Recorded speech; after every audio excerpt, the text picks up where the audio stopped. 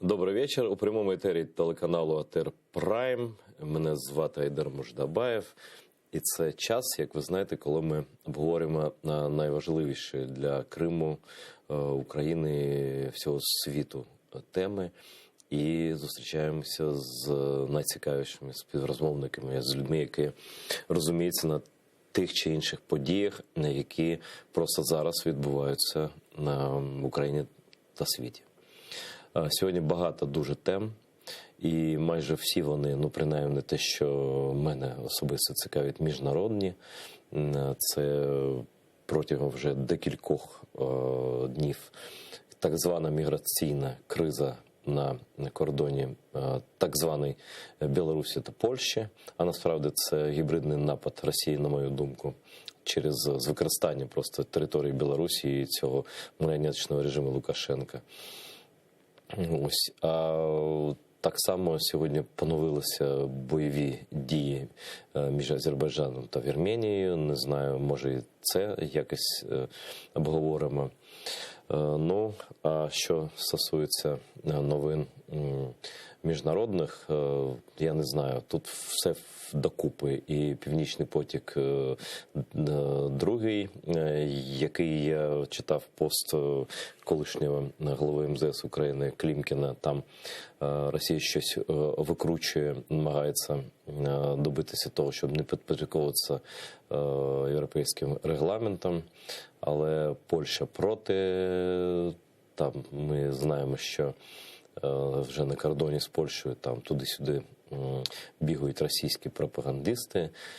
Тобто, слухайте, мір збожеволів, і це нормально вже нами сприймається, бо було б дивно, якби нічого так подібного не відбувалося. Крім того, нагадаю, що Михайло Саакашвілі знаходиться у в'язниці у своїй рідній Сакартвело, Грузії. І так само ми цю тему можемо обговорити.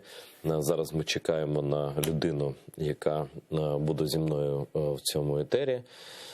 Поки що не казатиму хто. Також на зв'язку з нами має бути один відомий польський журналіст, теж не скажу хто. А з позитиву внутрішнього, це не тема, напевно, буде нашого обговорення сьогодні, але такий відвертий зрадник України, прихильники Путіна і Росії Ілля Кива позбавився наградної зброї. Нарешті він, ви знаєте, стріляв з автомату тощо. Стріляв ніби по Бандері, там таке, знаєте, я не лікар, щоб це обговорити серйозно, але добре, що вилучили зброю в нього. Інша новина теж добра, що відверто проросійський, пропагуючи проросійські погляди, канал наш раптом позбавився свого каналу в Ютубі. Це теж непогано, здається. Ну і що тут новини такі, що просто зачитаєшся. Так стат. Крім того, ось що мене особливо подобається, СБУ оголосила підозру в захопленні влади головному антивакцинатору, так званому, пов'язує це з Російською Федерацією. Служба безпеки України повідомила про підозру лідеру антивакцинаторів, так званих, і заблокували їхню всеукраїнську мережу. Прес-центр СБУ про це повідомляє. СБУ повідомляє, що блокували деструктивну діяльність. Це насправді деструктивна секта, насправді, але секта, яку підтримує Москва, це безумовно. Діяльність антиукраїнської мережі, яка під антивакцинаторськими гаслами намагалася дестабілізувати суспільну політичну ситуацію в державі. Так зловмисники закликали до насильницької зміни конституційного ладу. Тобто, трохи вони берегів не бачать, але добре, що СБУ бачить. І проти лідеру так званих антивакцинаторів та ще одному фігуранту провадження громадянину РФ, до речі, повідомлено про підозру за статтею 109 Кримінального кодексу України, дії вчинені з метою насильницької зміни чи повалення конституційного ладу. Ну, в общем, я думаю, що це єдиний вид ліків, якими лікується неповага до українського суспільства і неповага до здорового глузду і намагання нанести шкоду Україні під час російсько-української війни. А зараз я дуже радий вам представити на прямому зв'язку з нашою студією, вперше в розмові зі мною. Я дуже радий. Голова Комітету з питань зовнішньої політики та міжнародного співробітництва, народний депутат України. Крім того, віце-президент Парламентської асамблеї Ради Європи і народний депутат України вже сказав, Олександр Мережко. Олександр, вітаю вас. Добрий день, щиро вітаю вас, колеги. Мені дуже приємно брати участь у вашій програмі. Я вважаю, що вашу програму і ваш телеканал треба підтримувати. Дякую, Олександре, за щиру підтримку. Я давно хотів, до речі, з вами познайомитися, якось не виходило. Але сьогодні маємо, власне, кожен день ми маємо нагоду говорити про міжнародні нові і нові виклики. Але почнемо ми з того виклика, який триває вже декілька днів, і за яким я просто дивлюся вашу сторінку на Фейсбуці, ви уважно спостерігаєте. Це ситуація з так званою штучною міграційною кризою на кордоні Польщі і Білорусі.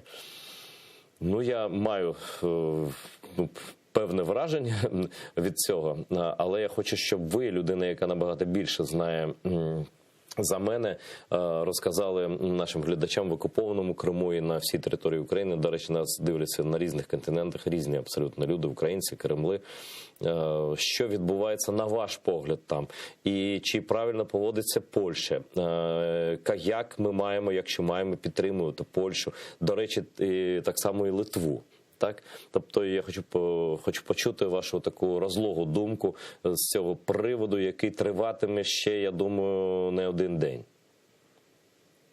Так, дійсно, ця міграційна криза є дуже небезпечною, і ми всі пам'ятаємо, з чого це, власне, почалося. Почалося це не з Польщі, а з Литви.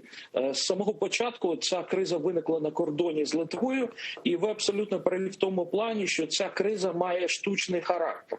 Насправді, якщо ми подивимось на події останнього місяця і останніх місяців, то не можна не помітити, що їх треба розглядати у комплексі. І все це є елементом тієї гібридної війни, яку веде Росія не тільки проти України, а проти Європи і проти всього цивілізованого демократичного світу. Що зараз відбувається в Польщі, ми бачимо, що я впевнений, що ви пам'ятаєте кримські події, коли Путін на одній з прес-конференцій заявив, в який спосіб буде діяти Росія. Тобто спочатку вона виставлятиме перед своїми військами дітей і жінок, а потім за їхніми спинами буде намагатися штурмувати. І, власне, такий стиль, який притаманний путінському режиму, ми зараз спостерігаємо на кордоні з Польщею. І це, можна сказати, це такий особливий характерний почерк Путіна. Тобто це провокація. І тут, на мій погляд, це моє суб'єктивне враження. Я думаю, що все-таки Білорусь і Лукашенко виступає як знаряддя. А головним організатором, головним драматургом цієї драми являється Путін і Кремль. Тобто тут Лукашенко і Білорусь використовують, а в основному ці біженці, організація прибуття цих біженців було організовано, наскільки я розумію, Росією. І зараз тут Білорусь виконує певну роль в цьому сценарії, який був створений у Кремлі. Ми бачимо ці провокації. Ми також чуємо заяви, наприклад, Лаврова. Це дуже такі, знаєте, лицемірні заяви, дуже цинічні. Звинувачення на адресу Польщі, на адресу Заходу, звинувачення у так званих подвійних стандартах. Хоча насправді це є лише елементом гібридної війни. І ця ситуація дуже небезпечна, тому що це треба також враховувати і те, що знову відбувається накопичення російських військ поблизу з кордоном України. Тобто це можливо, як пишуть західні оглядачі, це можливо такий маневр спрямований на відволікання Заходу, коли водночас відбувається накопичення російських військ і посилюється загроза нового відкритого вторгнення на територію України. Тобто ми повинні бачити всі ці події в комплексі і повинні розуміти, що це дуже небезпечна і вибухова ситуація. Пане Олександре, яким чином наш парламент, ви особисто, влада наша висловлює підтримку Польщі і Литві?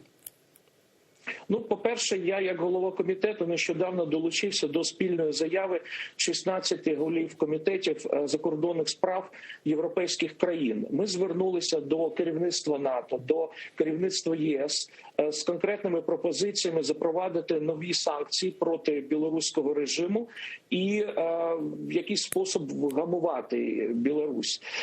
Також відбувається дипломатичні, ми не все бачимо, тому що дипломатія дуже часто відбувається, так би мовити, за лаштунками. Це так звана тиха дипломатія. Але я відчуваю, я бачу, що ми тут спостерігаємо дуже інтенсивний дипломатичний процес, спрямований на те, щоб завадити Росії знову розпочати новий етап цієї гібридної війни, а може навіть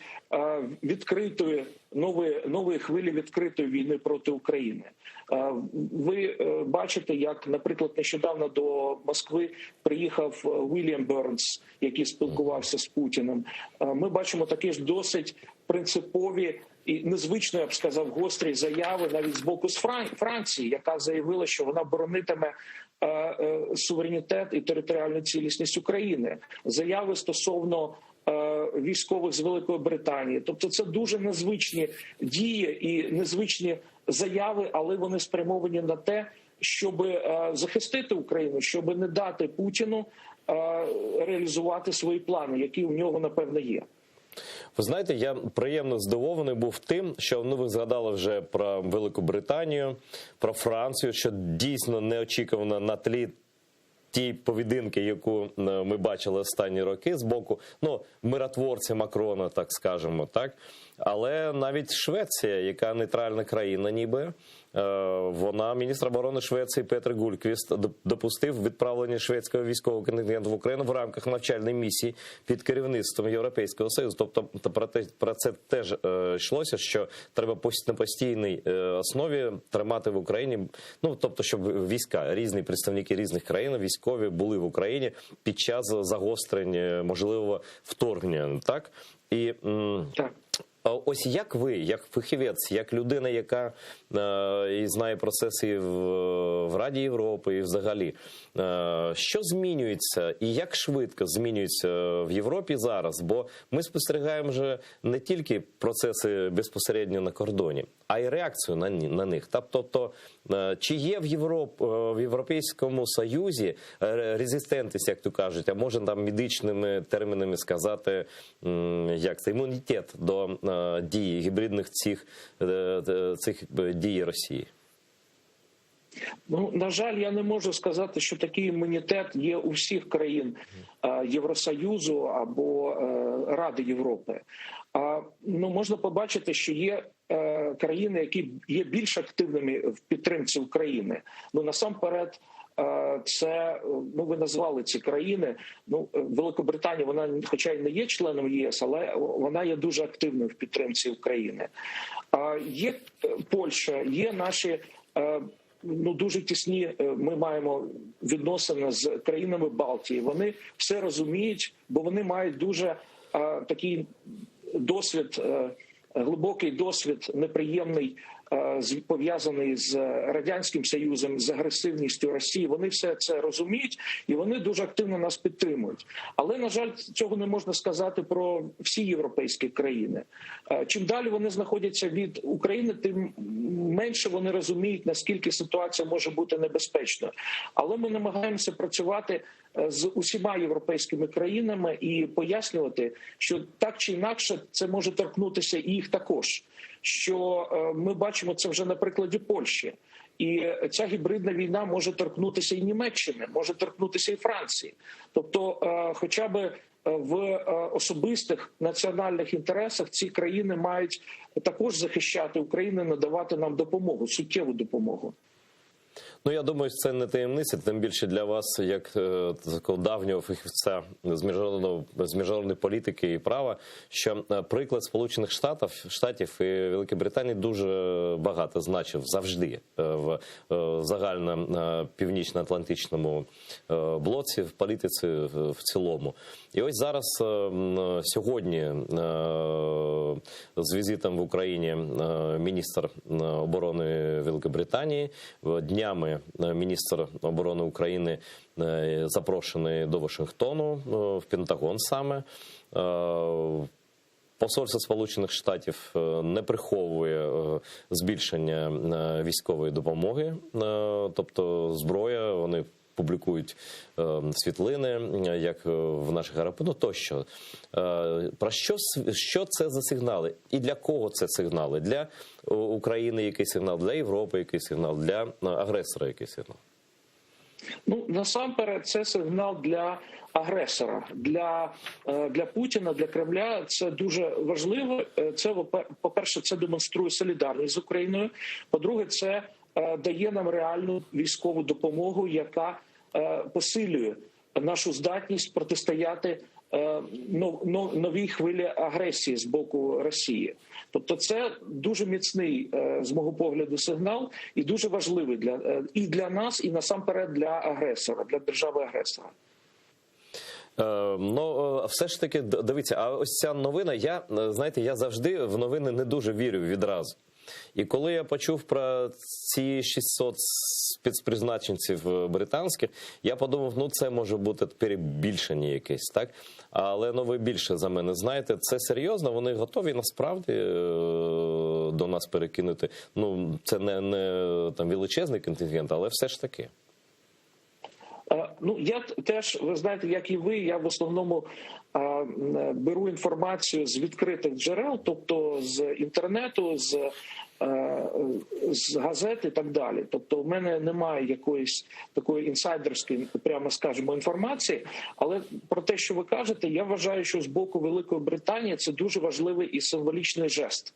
Тобто це і жест солідарності, і це також, ви знаєте, я вважаю, що Путін, якщо він вирішить знову провести таку відкриту військову кампанію проти України, то він 100 разів подумає перед тим, як це зробити, тому що він теж бачить і розуміє, що цього разу реакція і з боку провідних західних демократій, з боку Сполучених Штатів, Великобританії і, я сподіваюся, з боку Франції і Німеччини також буде дуже жорсткою і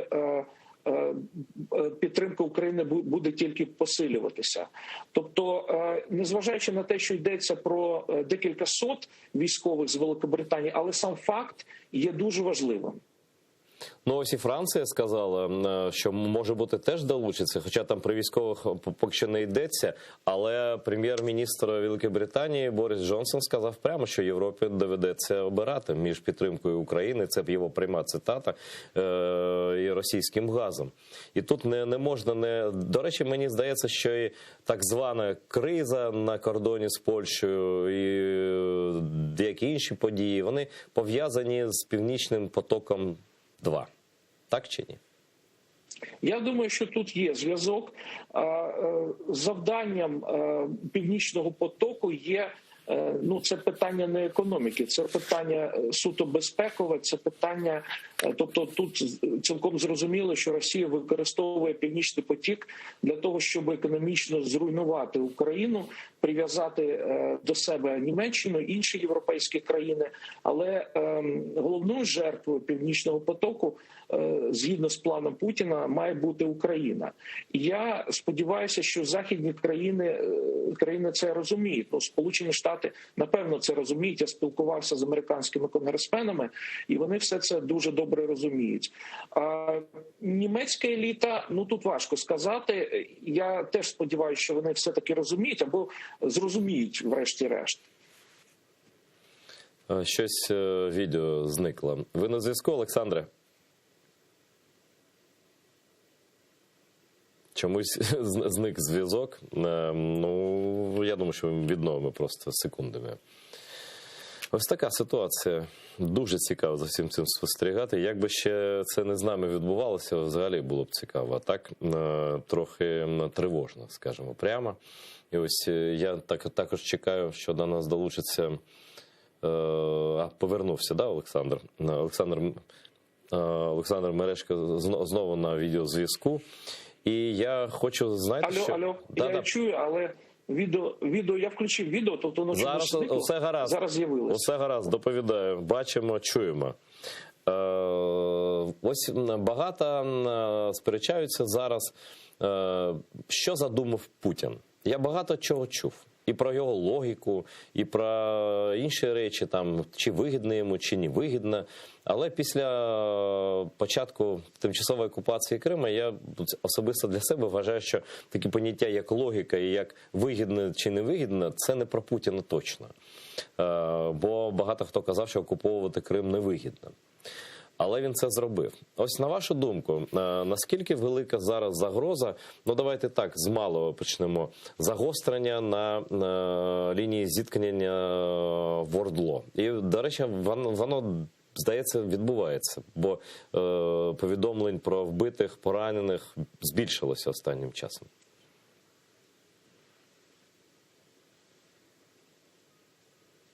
Олександре, ви чуєте мене? Олександре? Тепер відео є, а зв'язку немає. Звуку немає. Да що ж таке? Я надіюся, зараз відновиться зв'язок, і я поставлю запитання ще раз, якщо Олександр не чув. Щось просто, бачите? Олександре, чуєте зараз? Так, а так чутно? Ні. Я вас чую, а ви мене Трошки чуєте? переривається зв'язок. Ага. А ви мене чуєте зараз? Не чуєте? Ну, добре, перенабирають зараз, щось там підвисло, як то кажуть. До речі, я нагадаю, що ви маєте можливість зателефонувати в студію і поставити своє запитання, але тут виглядає поки що як жарт, бо зв'язку немає, але це не жарт. Прямий ТРТР – це прямий ТРТР. І я, користуючись цією неочікуваною паузою, хочу подякувати дуже тим, хто підписався на Patreon нашого телеканалу. Це дуже шляхетна дія. Підписуйтесь на Patreon на ТР. Це дуже легко, дуже просто, це безпечно. І це ваш особистий внесок в боротьбу проти російського рейху, який абсолютно точно буде знищений. Я думаю, що він зараз просто стоїть на такому певному Рубіконі. І Путін думає, чи йти далі, як колись Гай Юль, я їх не порівнюю, цих історичних персонажів, чи йти зі зброєю далі, чи зупинитися. Знову на зв'язку, надіюся, вже на постійному, Олександр Мережко. Олександре, чуєте мене? Так, дякую. Чуєте зараз? Так, зараз добре чую. Я перепрошую, може, якісь технічні неполадки. Ну, звісно, а які ще? Ви ж тут не до чого. Я просто сформулюю коротко запитання, яке я ставив довго, але звуку не було. Ну, якщо взяти 10-бальну шкалу, Як ви оцінюєте загрозу повномасштабного вторгнення Росії в Україну? Я маю на увазі не загострення. Зараз загострення вже, до речі, є певне на Сході. А саме широкомасштабну загрозу, про яку ми чуємо від розвідок різних західних країн і від наших людей теж. Ну, я вам щиро скажу, що мені дуже важко сказати на цій шкалі, який зараз ступінь загрози. Але я переконаний в тому, що нам треба готуватись, якби це було 10 на цій шкалі. Тобто ми маємо бути повністю готові.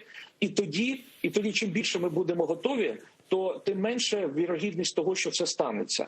Але якщо казати так точніше, то ви знаєте, я думаю, що десь на шкалі 7 я би поставив так.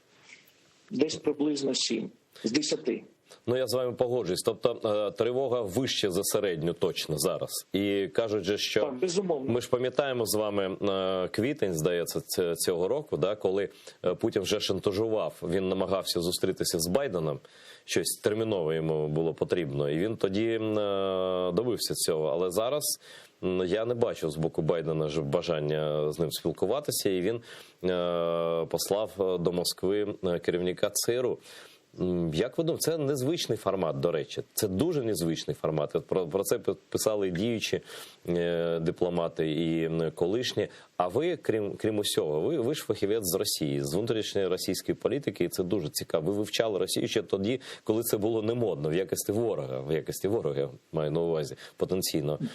Що це таке? Про що могло викликати такий незвичний візит і зустріч цілого там руського фюрера з директором американської розвідки? Ну, я думаю, тут я можу тільки робити якісь припущення. Ну, звісно. По-перше, ви знаєте, тут декілька причин може бути. Одна з них може бути пов'язана з тим, що Вільям Бёрнс є фахівцем, спеціалістом з російських справ, і він був послом Сполучених Штатів в Росії. Тобто я дуже пропоную почитати його чудову книжку про його досвід дипломатичний. І він, я б сказав, дуже реалістично дивиться на Росію, розуміє, які процеси там відбуваються. Тобто однією з причин може бути те, що він просто дуже добре знає, як спілкуватися з Путіним і розуміє, що таке Росія. Окрім того, я повністю згоден з вами, що це незвичний формат, що було б більш, скажімо так, доцільно з точки зору дипломатії, дипломатичного протоколу, більш зрозуміло, якби державний секретар Блінкен поїхав на таку зустріч, а тут поїхав Вільям Бёрнс. Але ще може мати значення те, що він дуже добре поінформована людина. І він, маючи якусь, скажімо так, інформацію, він міг без навіть таких дипломатичних реверансів сказати щось Путіну стосовно безпекових питань, можливо, відносно України, що могло би теж посприяти тому, щоб загамувати плани Путіна. Пане Олександре, я не знаю, чи ви особисто знайомі чи ні, але зараз з нами на зв'язку польський відомий журналіст Павел Боболович. Павло, вітаю. Вітаю. А ви знайомі, да, з Олександром? На жаль, ні. Ну ось зараз познайомитися, хоча б так. Це Олександр Мережко, голова комітету з міжнародних питань Верховної Ради, нардеп України. І ми весь час майже говорили про Польщу, ми висловлювали щиру солідарність з польським народом і з польською державою. А зараз, я думаю, всім нам буде і глядачам, і нам з Олександром цікаво почути останню інформацію. Все ж таки ми отримуємо цю інформацію через Польщу, опосередковано. А ти, Павле, живеш в польському, одночасно українському інформаційному просторі. Що відбувається просто зараз на кордоні? Чи вдається Польщі стримати цей потік мігрантів, яких підштовхує Білорусь, а насправді Росія? Перше, дуже дякую за цей підтримку, за те, що ви солідарні з нами і що ви розумієте цю ситуацію. Druga sprawa, jak idę pro nowiny. Polska prosto przyjęła решение, що не дозволить на цей hybridnej wійну, hybridної операції і не да можливості запустити повне цих хвили мігрантів, які посправді живими щитами. Це не мігранти, це просто треба зрозуміти, що це знаряддя війни, як проводить Лукашенка. І консеквентно Polaки не дозволяють на те, щоб це людей, які є зараз на кордоні, вони перейшли цей кордон. Можна рахувати, що їх є декілька тисяч безпосередньо на кордоні, а взагалі може бути і кільканадцять тисяч. І ця кількість може їх постійно збільшуватись. А ми з останнім часом дивимося і бачимо, що йде заострення ситуації. Спочатку це було так, що вони тільки підходили до кордону, було це більш використоване в знаку пропаганди, інформаційному просторі, також в польському інформаційному просторі вони намагалися розбудити таке переживання за людей, які знайшлися на кордоні з Польщею і не можна зайти до Польщі. Дуже важливо, що вони найчастіше взагалі byli w miejscach, jakie nie były переходами, тільки jest tam, gdzie перебігає кордон, вони хочуть перекрити кордон, перейти кордон в місцях недозволених. Зараз вони також вже на одному з переходів з Білорусі, і вони вже дуже агресивні. Кидають в польську поліцію, польську прикордонну службу і польське військо, кидають тверде предмети. Na żal, один z naszych policyjskich dużo silno postradał, u niego rozerwany czerep, co jest składna sytuacja, він дуже серйозно поранений. Вони є агресивні і намагаються просто задати які там шкоди нашим військовим, які зараз на кордоні. Польща на це відповідає дуже осторожно. Намагаємося це так робити перед всім, це там є складна ситуація. Не можемо використовувати ніяких знарядів, які могли би бути використані через Лукашенка, що це є атака на його територію. Для того, то, що ми робимо, то, що роблять наші служби, це тільки захист безпосередньо війни в цій межі кордону. На цій межі кордону зараз стоять загородження, колючий дріт, які мігранти намагаються зламати, а наші функціонаріуші намагаються, щоб вони не перейшли. Сьогодні наші служби використали водомети, але ці водомети також тільки виключно по цій лінії, яка є в межах польського кордону, до якого підходять ці люди, які є використані. Зрозуміло, що всі знають, що якби тут йде паралельно дві операції. Одна операція – це операція силова і намагання це перекroczyти кордон, а друга – це інформаційна операція. І все, що зроблять наші військові, наші пограничники, просто може бути використане проти нам. Було декілька моментів, коли вдалося перейти невеликим групам мігрантів. Треба зрозуміти, що насправді вони також дуже складні ситуації, бо на цей наш кордон чи просто тиснуть військові служби Лукашенки. Вони за ним стоять. Це нагадує насправді Другої світової війни, коли радянські війська, вони ж вперед, за ними йшли цей отряд НКВД, які розстріляли тих, які хотіли повернутися. І посправді зараз за тим, як на кордоні стоять лукашенківські служби зі зброєю, у них довга зброя.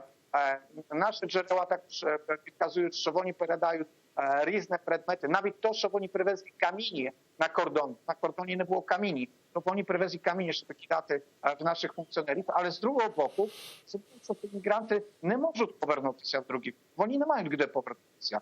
У служби Лукашенки намагаються просто їх силою випустити в Польщу. Ну, це складна ситуація.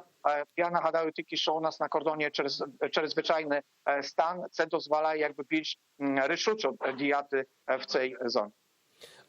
Я знаю, що дуже багато часу в тебе, Павле, зараз. Тому коротке запитання і, може, короткі відповіді. Просто нам цікаво дуже. Твоє враження, чи Польща буде послідовною і чи вона витримає? Я думаю, що є певний тиск з боку, наприклад, може, Німеччини, може, якихось політиків, які про гуманізм розповідають тощо. Чи витримає польський уряд цей тиск?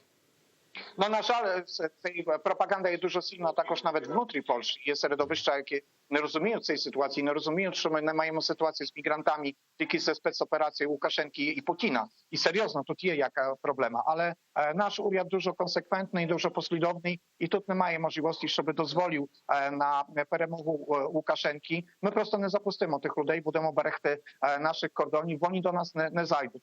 Проблеми треба вирішити в Білорусі і в Росії.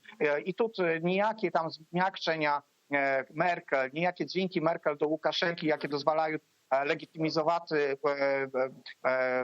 те, що Лукашенка управляє Білорусі, легітимізувати диктатора, вони не примусять Польщі до зміни своєї точки зору. Ми просто їх не запустимо на свою територію. Це дуже класно, що хоча б одна країна Європейського Союзу, ну крім Литви, вибачте, литовці, дуже тверда. Тобто не можна... Знаєш, така сама, і це наша позиція в цій ситуації є принципова. І поляки, просто наш уряд дуже добре розуміє, що зараз іде, це казав наш прем'єр-міністр Матeusz Morawiecki, ми розуміємо, що це є війна, гібридна, але це просто війна з режимом Лукашенки, за яким стоїть Путін. Ви знаєте, ну, дуже круто, да, ми з Олександром бачимо, що нарешті наші глядачі дивляться, і може хтось здивований, що нарешті в Європі з'явилися політики, ну, які називають речі своїми іменами просто, бо це вже пряма загроза. І останнє запитання, може коротко відповісти. Чому саме Польща, ну, Литва, по-перше, а зараз Польща, тут НАТО набагато більший.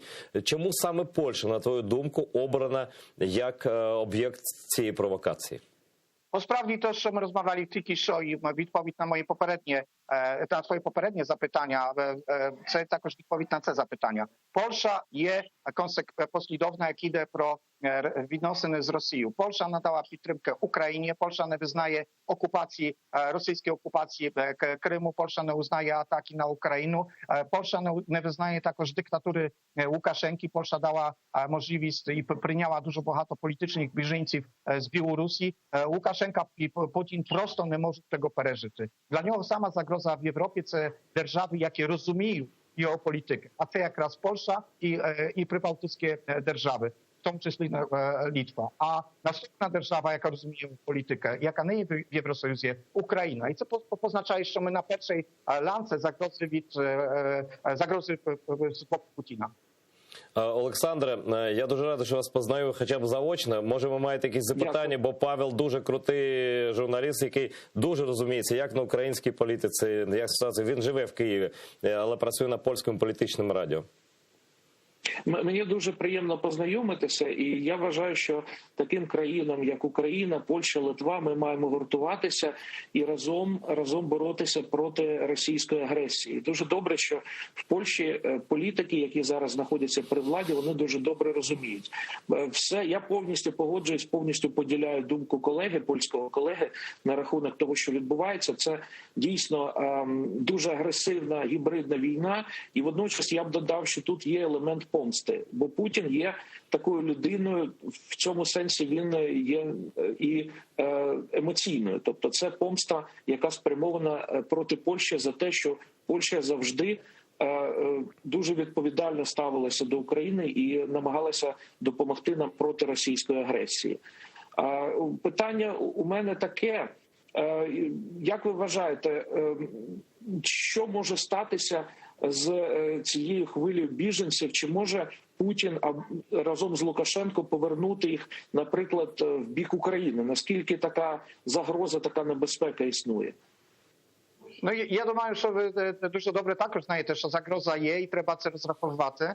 Так само, як треба зрозуміти, що одним з варіантів цієї ситуації, яку зробив Лукашенко з Путіном, це можлива така обман, або справді метою атаки є Україна. І це також треба розуміти, що така загроза існує. Dlatego я думаю, що дуже важлива є співпраця зараз наших держав, Польщі і України, і Євросоюзу, і України, але також треба розуміти ці нюанси, які є в Євросоюзі, що не всі розуміють політику Путіна. Dlatego нам треба безпосередньо з собою розмовляти, робити обмін інформацій, бо також треба зрозуміти, що Лукашенце не буде дуже легко накерувати цей поток мігрантів в Україну. Але це є варіант і це є загроза. І також про це треба думати. А інша справа, що використання до того, щоб сильніше ударити по Україні, наприклад, на Донбасі, чи, не дай Бог, ще з боку Криму, чи з інших напрямків, ну це також існує, ми це знаємо, що це існує така загроза з 2014 року, і не можна тут просто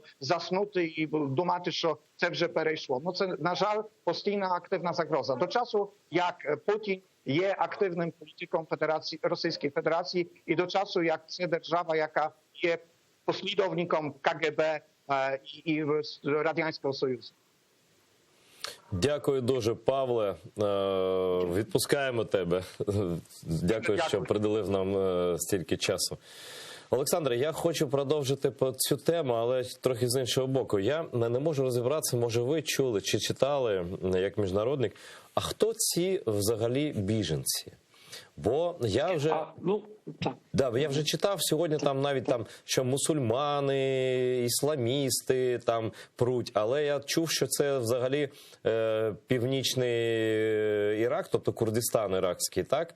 І що там і є не лише мусульмани, там є єзіди, про яких там небагато хто знає, може. І взагалі, як це було влаштовано, ця провокація, але вона триває досі? Ну, з цим питанням дійсно треба розбиратися. У мене теж небагато інформації. Я можу тільки конструювати свої гіпотези на підставі тієї відкритої інформації, яку я знаю на сьогодні.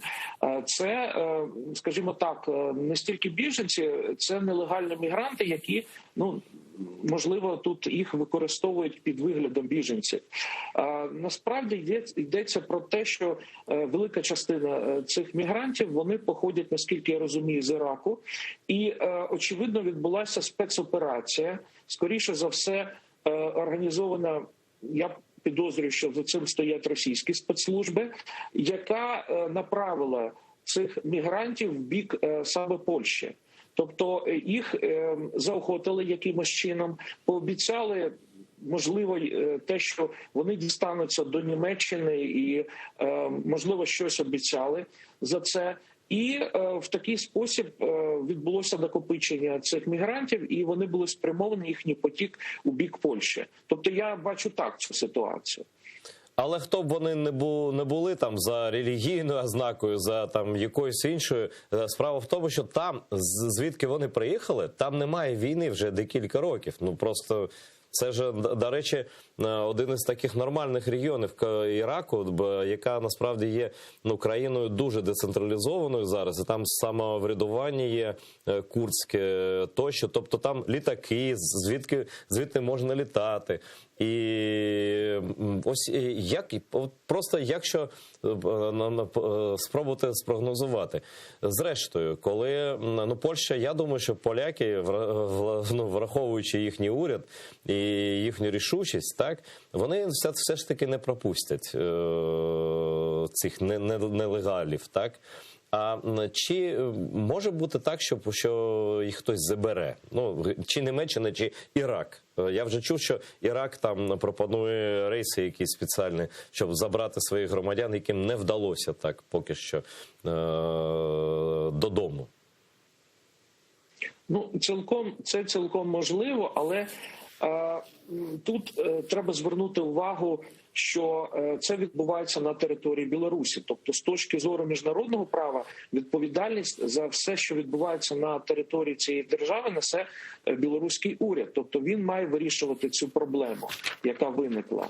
Він має не дозволяти робити з себе знаряддя путінської гібридної війни, а він повинен розібратися з цим питанням і вирішити, що робити далі з цими нелегальними мігрантами. Але в жодному разі, те, що ми спостерігаємо, це виходить за всі межі, тому що тут йдеться не тільки про те, що цей потік мігрантів направляють у бік Польщі, але за ними стоять, як було сказано, свого роду, як під час Другої світової війни це називав загрядотряди, щось на кшталт цього.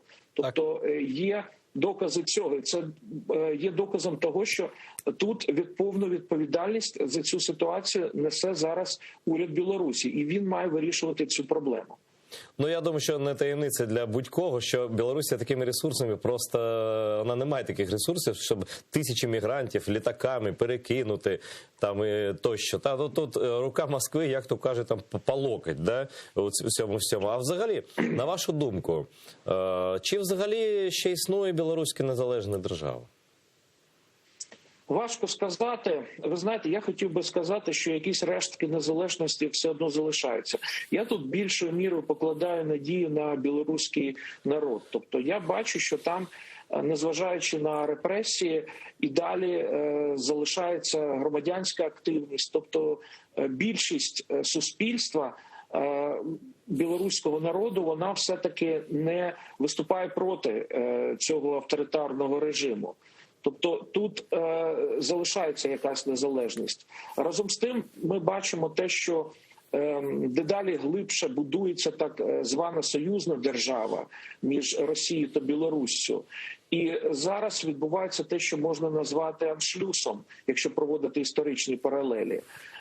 Білоруські органи влади, вони дедалі економічно, політично стають залежними від Росії. Це дуже небезпечна тенденція, але водночас треба пам'ятати, що Лукашенко, він є дуже таким досвідченим політиком, досить хитрим політиком. І тут питання виникає, до якої межі він погодиться на такий аншлюс, на таке поглинання Росії в Білорусі.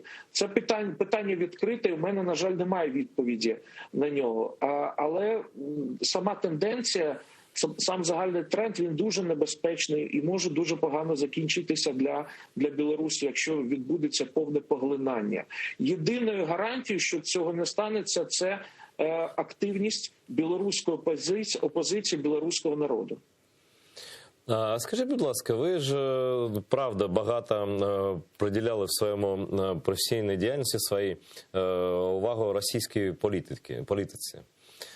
Скажіть, будь ласка, що зараз, на вашу думку, відбувається в Росії? Бо в них так завжди. Зовнішня політика, вона просто безпосередньо пов'язана з внутрішньою політикою. Ось які мотиви має... Просто в нас зараз вже не багато хто за цим спостерігає. Багато людей кажуть, там, це за перебрік, там, тобто не цікаво. Да? Але коли загроза підвищується, відразу всім цікаво стає. Да? Що мотивує Путіна робити це? Я це порівняв там з певним Рубіконом, коли, знаєте, коли Гай Юлій стояв, я не порівнюю ці фігури історичні, да? Гай Юлій стояв перед Римом, і там чи ти складаєш зброю і йдеш без зброї далі, чи ти зі зброєю йдеш, і тобто зворотнього ходу немає. Ось в якому стані зараз, на вашу думку, політика внутрішня Росії, як вона пов'язана з зовнішніми проявами цими? Ну, політика Росії дуже ієрархічна. Тобто тут це традиційно немає значення, як ми це називаємо, царем або президентом, але йдеться, що центральна роль відіграє в даній ситуації, зрозуміло, Путін. Тобто він бачить себе таким, знаєте, новим Володимиром Великим або продовжувачем його справи. І він намагається це ідеологічно обґрунтувати. Спробу анексії Крима він саме так теж обґрунтовував. І навіть збудували, як ви знаєте, пам'ятник Володимиру Великому. Зараз для нього невирішеним питанням, я тут цитую, нещодавно з'явилася американська стаття, так і називалося «Невирішене питання Путіна». Так, для нього невирішеним питанням залишається Київ, Україна. Тобто його кінцевою метою є встановлення контролю над Україною. Тобто Путіну, я скажу так навіть, для нього важливим є не стільки окупація Донбасу, окупація Криму, скільки встановлення контролю над Києвом. Тоді це вирішує усі його проблеми, і тоді він у підручниках історії, і він бачить себе саме таким, він є, скажімо, відновлювачем, політиком, який відновив Російську імперію або Радянський Союз. Як ви знаєте, розпад Радянського Союзу він завжди вважав найбільшою геополітичною катастрофою в історії. Тобто він бачить себе історичною постаттю, яка відновить новий Радянський Союз або нову Російську імперію. І саме тому ця ситуація, яку ми спостерігаємо, є такою небезпечною, тому що зараз він буде намагатися це зробити. А для цього він буде намагатися використовувати усі важелі, усі інструменти. Буде намагатися в тому числі і впливати і всередині України, підтримувати проросійські партії для того, щоб привести до влади проросійський уряд, який йому допоможе. Тобто з усіх боків ситуація дуже небезпечна і вона, на жаль, загострюється. І останнє запитання, бо вже добігає кінця наша програма. Вона стосується ситуації в Грузії. Як там, на вашу думку, має закінчитися все це і конкретна ситуація з Михайлом Саакашвілі? Ну, я дивлюсь на це через призму, скажімо так, права, насамперед міжнародного права і того, що Грузія для нас є надзвичайно важливим стратегічним партнером. Тобто я вважаю, що нам надзвичайно важливо зараз зберегти ті добрі стосунки між Грузією як державою, грузинським народом, які є незалежно від того, хто там зараз знаходиться при владі. Тобто для нас це надзвичайно важливо, тому що Грузія нас активно підтримує. Це відчувається на таких майданчиках, як ПАРЕ, наприклад.